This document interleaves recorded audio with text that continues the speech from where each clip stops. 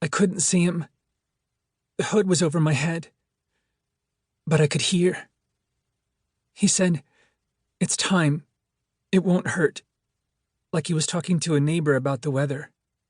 And he got me around the neck. A chokehold, I guess it was. And I was zip-tied, so I couldn't fight back. I tried, but I couldn't. And he just started the pressure, and things started to go black, just like in a few seconds. And I knew I was dead. Colter Shaw had come to the beautiful and gritty seaport town of West Bay, Maine, because in 5 hours and a handful of minutes, a woman was going to die. His Winnebago in a campground on the outskirts, his motorcycle locked to a parking meter on the street below, Shaw was presently in the office of the West Bay Police Department's chief of detectives. He was, at the moment, alone and looking through the glass wall into the detective pen, in which were 8 or so uniformed or plain-clothed men and women. The windows comprising the walls of the office were spotless. Shaw smelled vinegar, and had an early memory of his mother using vinegar and newspapers to clean panes, when there were newspapers. Shaw supposed paper towels worked too. His focus was on a man of about 40, sitting in a swivel office chair in the middle of the pen, the center of the clustered officers. He resembled any other businessman with his trim dark hair, slight roll of belly wrapped in a blue dress shirt, brown loafers with tassels. His slacks were black. His name was Ronald Cole, and the hollow look in his eyes and compulsive tapping of one foot then the other was because his wife, Ellie, was the woman with a limited future. 2 of the officers, a man in a uniform and a woman in a gray suit, were asking Cole questions. The others were either on phones or looking at computer screens or at keyboards they pecked slowly. Colter Shaw himself was similar in appearance to the male officers of his age. 30s, athletic, trim, short hair, blonde in his case, lying close to his head. One difference? They didn't have a facial scar, or at least any Shaw could see from this distance. He was in black jeans, black Echo shoes, and a dark gray collared shirt.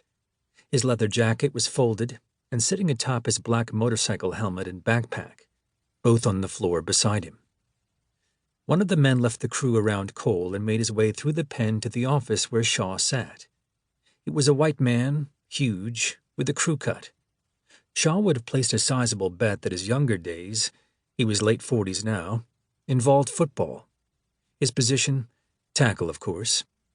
His navy suit jacket and slacks were close in shade, but did not quite pair. He'd have trouble finding clothes that size. "Mr. Shaw? Lloyd Oberon." The man settled into a chair that creaked under his weight. They shook hands. "Detective, I'm Colter. And Lloyd's fine." He opened his red eyes wide, and closed them, rubbed with knuckles like a sleepy child. "All this rigmarole over titles. Sold a house once. The lawyer wanted to be called Esquire Kepler. Can you imagine? So, you're in the reward business." He made it sound like Shaw's livelihood was a profession, complete with conferences and pension plans. Shaw didn't elaborate on the MO of his work, just nodded. An associate saw the notice the city posted online. I was in New Hampshire. I drove up. The offer was brief. $25K for information leading to the rescue of Ellie Cole and the arrest of her kidnapper. Those experienced at offering rewards always attach conditions. In this case, no cash unless the victim was rescued and the perp collared. Shaw didn't care. For him, it was never about the money. There was another word in the announcement, urgent, in red. The reason for this was made clear by Teddy Bruin, the man who had emailed the announcement. Teddy had done some digging into the case. The kidnapper would murder Ellie if he didn't receive the ransom within 12 hours of his call, which had been at 8 o'clock that morning. This wasn't a bluff. He'd done the same thing last month, and the victim had come within seconds of dying. The time was now 2:38 p.m. "After you called," Oberon continued, "I ran your name. Came up clean. And your concealed permits are in order?" You're not... A frown. No, my weapon's in my bike.